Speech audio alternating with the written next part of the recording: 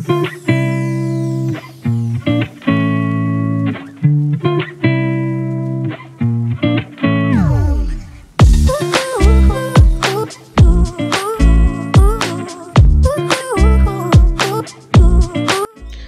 Everyone and welcome back to my channel. तर आज आहे संडे। आता वाजले सकाळचे 6:30। अव्यनला त्याच्या साखर झोपेतून उठवून आम्ही निघालो आहे सकाळी लेकवरती। घरातून निघताना अव्यन जरा झोपेमध्येच होता, पण लेकवरती गेल्याबरोबरच अगदी फुल ॲक्टिव्ह। अव्यन घरी एकटा असल्यामुळे आम्हा दोघांना सोबत वॉकिंगला येता येत नाही, म्हणून मग म्हटलं वीकेंडला मस्त फुल फॅमिली जाऊया, अगदी चिल करत। लेकवरती अव्यनला मस्त मनसोक्त धावता येते, लोकांना बघून स्माइल करत हाय हॅलो चालू असते। लेकवरती बरेच लोक त्याच्याशी बोलतात सुद्धा, त्यामुळे त्याला खूप छान वाटते। आणि लेकवरती त्याच्या आवडीची गोष्ट म्हणजे पाण्यामध्ये दगड फेकणे।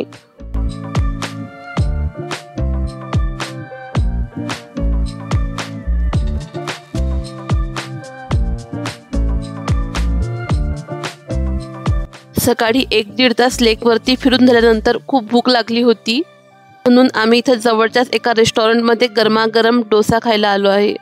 अव्यनसाठी इडली वडा घेतला होता।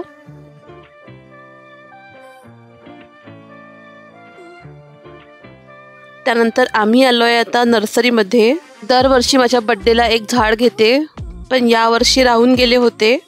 फ्लावर बुकेच्या ऐवजी मला झाड घ्यायला खूप आवडते।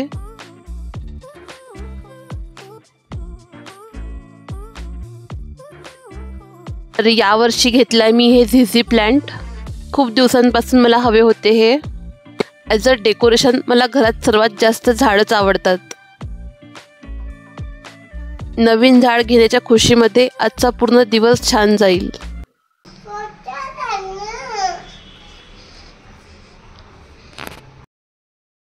दोन दिवसाआधी मी माझ्या एका मैत्रिणीकडे गेली होती, तर तिच्याकडून मी काही कटिंग्स आणले आहेत। ह्या वेळेवर लावून झाल्या नाही, म्हणून मी याला पाण्यामध्ये ठेवून दिले होते। आज मात्र यांना नक्की लावायचं आहे मला।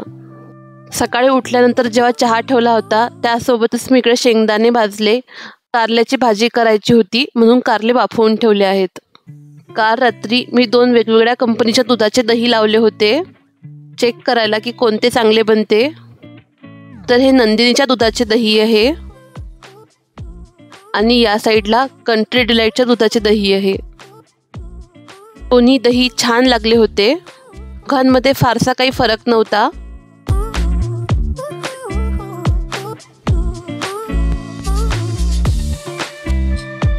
उरलेलं शेंगदाण्याचं कूट यामध्ये भरून ठेवलं आहे। आज बनवते आहे मी भरलेलं कारलं। कारली मी आधीच वाफवून घेतली होती, आणि वाफवताना त्यांना आतल्या साईडनी मीठ आणि हळद लावलेली होती। त्यानंतर या साईडला वरण भाताचे कुकर लावते आहे। सकाळचे जेवण आटोपल्यानंतर मी इथं हे सर्व झाडे लावून घेतली आहे।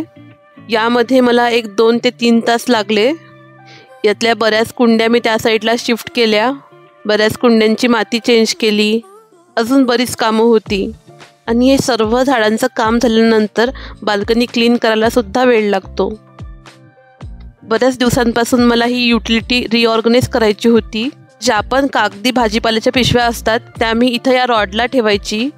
या कागदी पिशव्यांमध्ये मी ड्रायवाला कचरा भरते, जेणेकरून माझ्या बऱ्याच डस्टबिन बॅग वाचतात, कारण ह्या झेप्टो इन्स्टामार्टच्या पिशव्या माझ्या घरी 2 दिवसाआड येतातच। सर्व गोळा करून त्याचा रियूज करते। तर आता ह्या सर्व पिशव्या मी या एका पिशवीमध्ये घातल्या।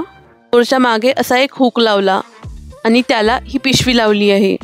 आता ह्या पिशव्या दिसत पण नाही आणि व्यवस्थित ऑर्गनाइज झाल्या।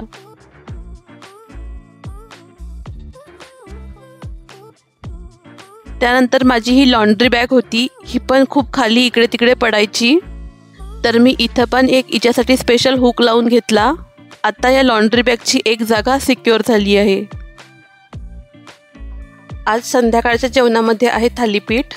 त्यासाठी पिठांमध्ये मी कणण्याचं पीठ, बेसन पीठ, ज्वारीचं पीठ, बाजरीचं पीठ आणि थोडंसं गव्हाचं पीठ घेतलं आहे। त्यानंतर भाज्यांमध्ये गाजर, कांदा आणि कांद्याची पात घेतली आहे। मी वेळेवर ज्या काही भाज्या फ्रीजमध्ये अवेलेबल असतात त्या घेत असते।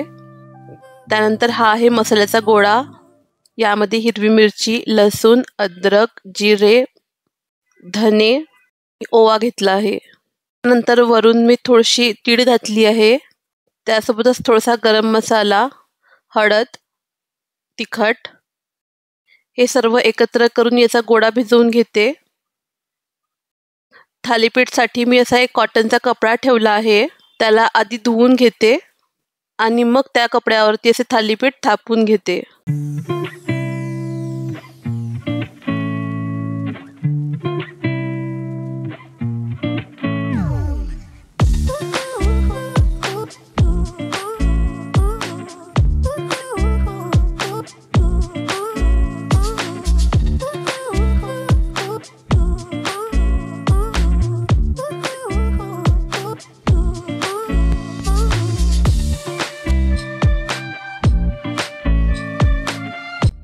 थालीपीठ सोबत आम्ही दही किंवा टोमॅटोची चटणी खातो.